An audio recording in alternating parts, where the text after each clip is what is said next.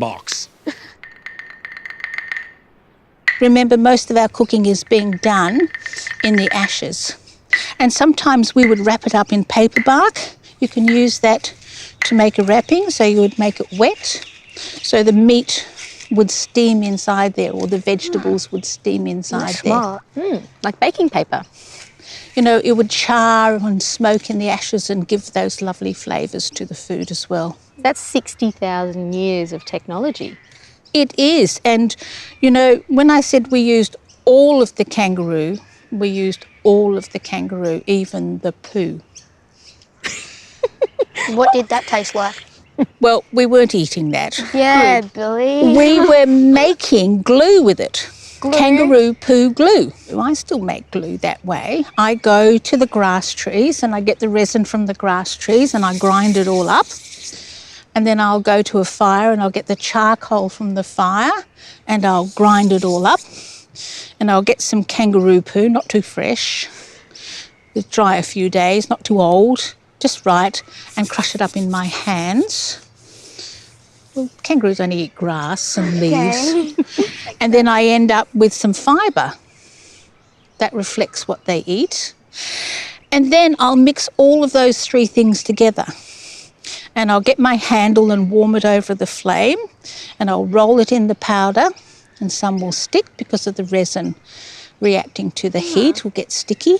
Then back over the flame, back through the powder until I get enough of the glue mix on my handle, and then I will coat it with the powder nice and thickly so that I can shape it without burning myself, because the glue mix is hot like toffee underneath there. And I'll get my stone or stones and I'll slide it into that glue mix, and then I'll pull it over the cutting edges, and then I'll melt that last bit of powder and stand it in the sand and let it cool and harden. And if I've just used a single stone, that's a kotch, an axe, and if I've got lots of little cutting edges in it, it's a darp or knife. Now, the technology behind that glue is really interesting. Think about the ingredients that we've used. We've got some charcoal, we've got some resin, and we've got some kangaroo poo. Think about modern day fiberglass. It's resin with some fibre in to make it flexible and resilient. Think about modern day plastics, resin with some carbon in to make it hard, so the carbon's from the charcoal. So we harden it, we make it flexible, we make an excellent glue to hold things together. So we can strike things with our axe and the glue's not going to shatter because it's now flexible and hard.